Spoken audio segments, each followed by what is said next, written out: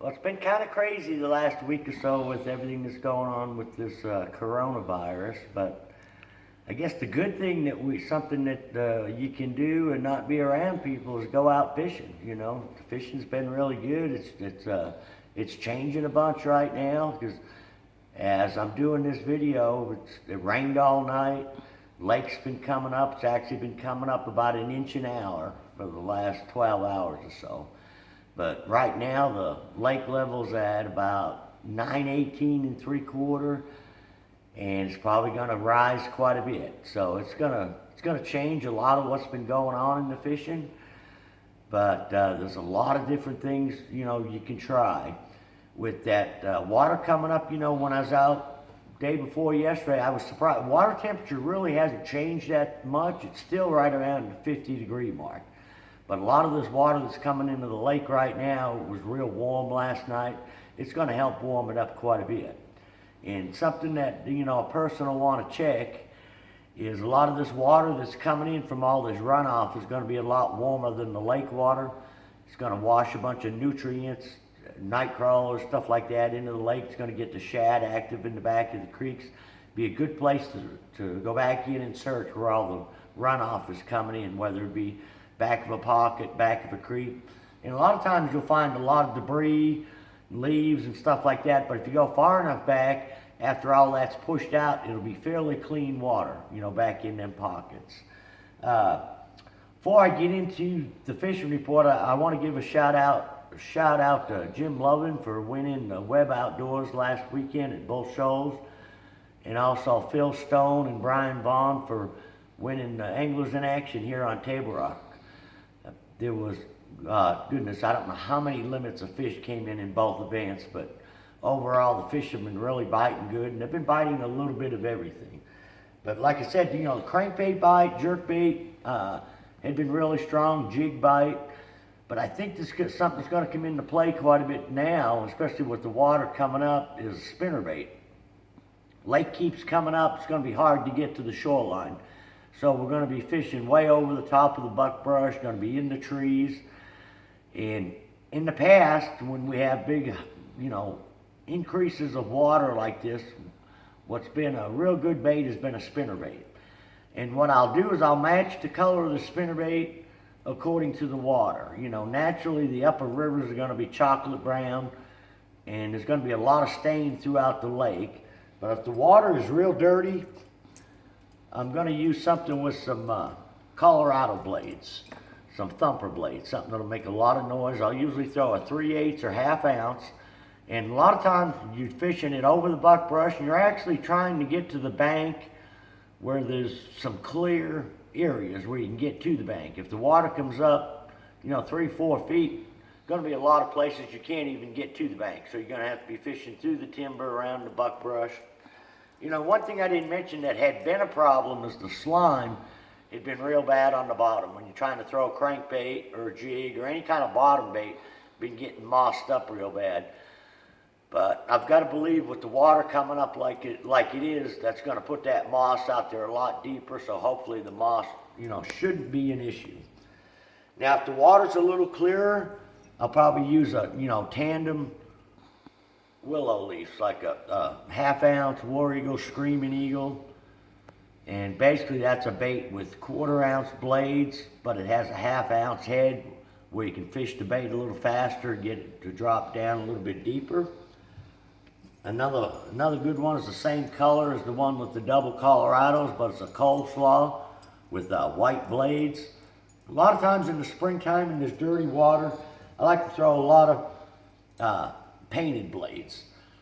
This one here can be real good. It's got a little red kicker Colorado with a big Indiana blade on the back. And basically I'm just going to slow roll this around the buckbrush, over the top of it, and I'm just going to kind of mix up the retrieve to whatever it takes to get a bite, And like I say, you're going to have to search quite a bit but the first thing I would do is go back in where the water's coming in. The fish, before the heavy rain, fish had been all the way in the backs of the creeks to the mouths. They had really been on the move trying to get in there to spawn. And you know, we're still a couple weeks away from the spawning, but the fish are in the areas that they're gonna spawn. Another thing I'll throw is a jig, and a jig I like to throw when this cover is real thick like this is a ultimate cover, 5-fish ultimate cover jig. And it was designed by Brian Snowden, and I'll throw a 3/8 and a 1/2 ounce. It's got a real good head design where it works good as a swim jig. You can use it on the bottom like a football jig, but it comes through the cover extremely well. And there again, I'll mix up the jig color according to the water. If it's pretty dirty, I'll go with a black and blue with like either a speed craw, or this one here, I've got a Strike King Baby Rage craw for a trailer. But any kind of twin tail, like a twin tail chompers, the water's a little cleaner. This one's, I'll use like a green pumpkin orange. This particular color here is an Okeechobee craw, and I've got a Strike King Baby Rage craw in it as well, a green pumpkin. But you can work these jigs just like a spinnerbait, where, sometimes you'll get the spinnerbait stuck through the thick brush, and you can work the jig the same way. Just kind of keep it moving, but just yo-yo it up and down, go around the branches, through the branches.